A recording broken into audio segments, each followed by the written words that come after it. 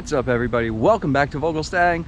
Thanks for checking out this video. Today we have some big news. So I hinted at it in probably a bunch of videos ago.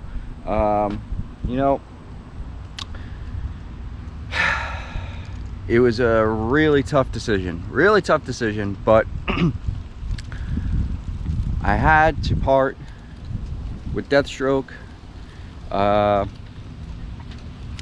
I'm gonna miss that black and orange color scheme. That was really, you know, that car was beautiful. I love that car and it was great, and I had a lot of fun with it. And you know, that's probably the most work I've ever done on a car before.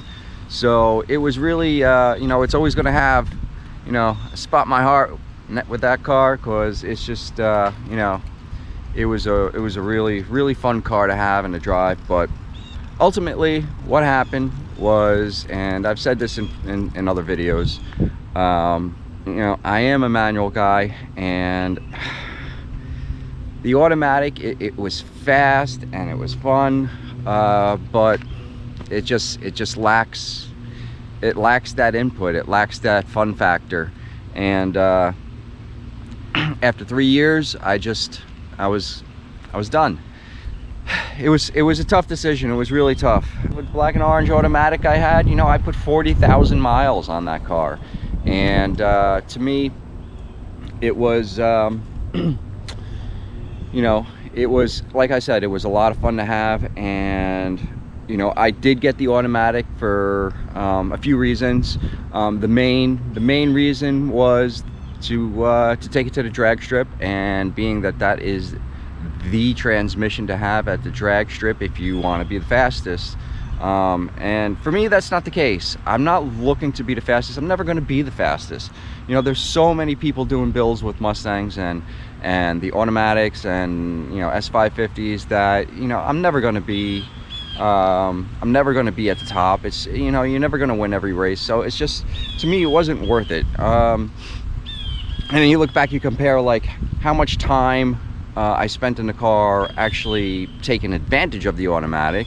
You know, I probably did somewhere around like 30 passes in, you know, at the drag strip. So when you chalk it up to, you know, how much time, I mean, we're talking about, you know, less than 8 miles of driving, where the automatic actually played a part. You know, so out of 40,000 miles, 8 of those miles were what I really wanted to have the automatic for. And you know, I mean, even after a year of having that car, I was already kind of feeling like I wanted to get back into a manual. But it was tolerable. And also, you know, having a car for a year, I don't like to just get in a car and get out of it right away, because you do lose money. You lose money when you do that. So I did want to keep it for a little bit longer. So I just kept it the additional 2 years. So I kept it 3 years, put 40,000 miles on it, and I was sorry to see it go. I really did love the looks of that car. I liked it because it was just different.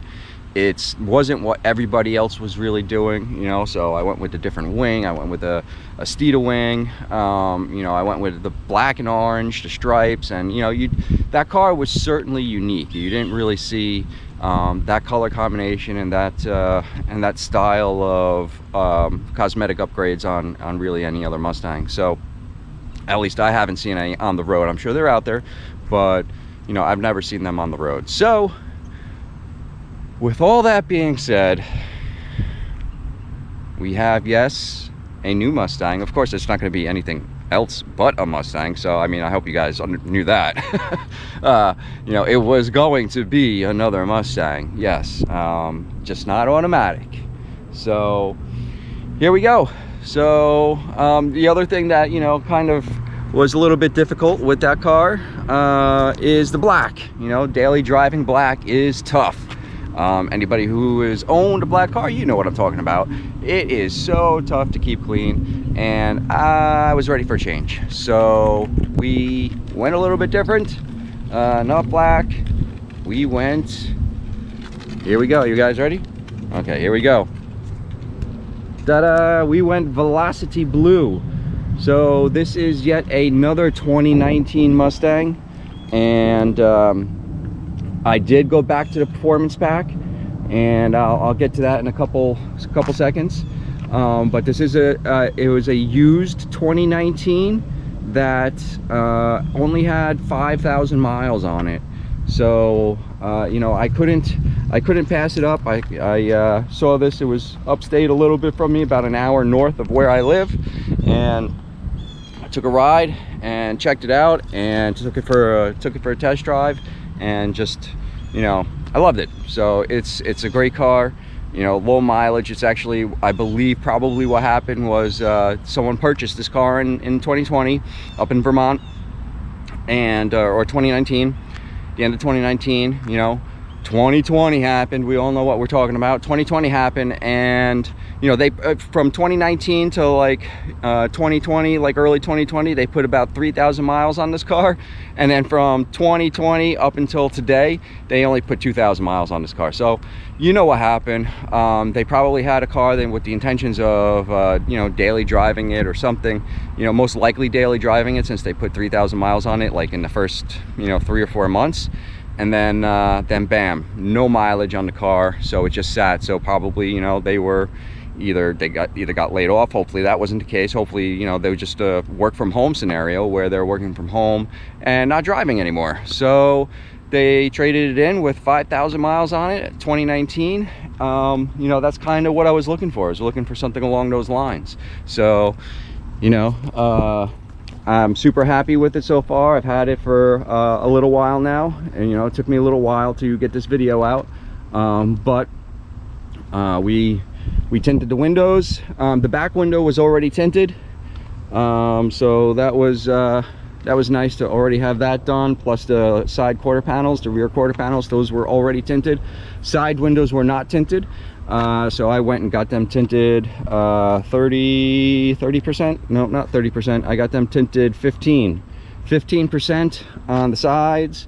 And I actually went and tinted the front window. This is something that I've never done before, but I tinted the front window 50%. So it's you know, nothing crazy, but you know, when you look at it at a certain spot, you can tell that it's a little bit dark and not totally clear. And I do like the subtleness of it, and it doesn't impede any kind of view at all, even during the night.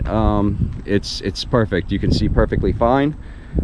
So pretty happy with that. So we got the Velocity Blue, we got the blackout package. A couple things I've done is I blacked out the orange marker, side marker lights, and the bottom blinker lights and the fog lights with anchor room tint. I'll get into, I have some videos coming up where I show how I did that. Performance pack wheels, of course. And this time we've got leather seats. So, you know, I'm not usually a huge fan of leather seats, and I've always steered away from them because I like cloth, honestly, better, because you have more grip. You feel more planted in the seat than a leather seat. Also, of course, summer and winter, even though these seats are heated and cooled, I still, you know, leather seats in the summer and winter, they're hot in the summer, they burn your skin, and in winter they're cold. So I'm not a huge fan of the leather seats, but I figured I'd give them a try. I gotta say, the cooled seats, the seat coolers or whatever you call them, they are pretty cool. It's like, you know, you could feel the air coming out of the seat. It does a pretty good job of cooling you off in all the right spots. And so far, you know, I'm pretty happy with the seats. You know, I don't feel like I slide around in them. They're not like the typical slippery leather seats. I feel pretty secure in them, where I'm not moving around, going around turns. So I do like that. So far I'm pretty happy with the leather seats. The other thing that is a big upgrade for me that I've always wanted is the digital gauge. So I got the digital gauge cluster in this. Again, super happy about that. And of course the 6-speed. I know it's, you know, the MT82, but what are you going to do? It is what it is. I don't care. You know, I would have loved to have gotten a 350, but you know, with the way prices have gone crazy recently, they kind of just they've got pushed out of my price range. You know, before 2020, that was going to be my next car. My next car was going to be a 350, and you know, they were sitting right around the you know, you could have gotten a decently used one for, you know, under $50,000, and that totally would have been doable. But now it's tough to find a decent one under 60, and so you know, most of them are over 60, and somewhere around 70. Most of them are in between like the $60,000 and $70,000 range, and that was just kind of a little too much money that I wanted to actually put into a car and spend on a car. Also because I do like to do the upgrade, so you know, could I have swung it? Probably, but then you know, that would have been less money for upgrades, and you know, that I love doing that. So we're going to be doing this, no shortage of upgrades for this car. You know, we're going full steam ahead with this one, just like we did with the other one. Just because I switched over to a manual doesn't mean we're not going to race anymore. We are definitely going back to the drag strip. We still have the Mickey Thompsons, obviously not on the car right now, but we have the Mickey Thompsons. We'll be taking it to the track to see. Actually, you know, I'm going to at one point I'll have all the same mods on this car that I had on the other one, and we'll see what difference that 10R80 makes in when you're on the drag strip. You know, so I got a feeling I'm probably going to lose about 0.4 to a half a second of time, probably. But we'll see. You'll see. So hopefully it won't be that much. That'll put me back into 12s, which, you know, I'm not too happy about. But anyway, we're going to do some other things, and we'll get back into the 11s and hopefully the 10s at some point, because that's my goal. My goal is 10s for this car right now. You know, that's going to take a little bit more effort with a manual transmission, so we'll try to see how we can get there. What else? That's probably about it. So I'm super excited about this car. I'm having a lot of fun driving it. You know, I have put about 2,000 miles on the car, so it's just getting driven, you know, and just having a lot of fun. It's so much fun to be back in a manual. I've carried over the Deathstroke blockout license plate there. Still pretty cool license plate to or, you know, I cover my license plate, not that it probably matters, but I do it anyway. The other thing that we have on the car is there is some anchor room, or I don't know whether it's anchor room, but there's tail light tint, and these are going to come off. If you can see, they're like really in bad shape. You know, this was on the car when I got it, and I didn't even notice this until like a few days later, when I went and bought replacements, and I already did this side, but you can see, I mean, I'm not a wrapping professional. This bevel is super hard to get right, so I think I'm just gonna rip these off, and I'm gonna go with covers instead. So we got the MBRP system back on. So I took this off of the other Mustang, and we put the MBRP system back on this car. So that was you know, savings of, you know, like $700 or $800. So they actually wouldn't take my trade-in with the mufflers on. They said something about New York laws and them having to I don't know, wholesale the car if it's over a certain decibel. So I don't know, whatever. I didn't complain. I was like, sure, I'll take the mufflers off, don't worry about it. I wasn't planning on it, I wasn't going to, but I did because they wouldn't take it the way that it was. So it worked out in the end, saves me some money because I didn't have to buy a new exhaust. So I just threw the old MBRP on here, and they still sound great.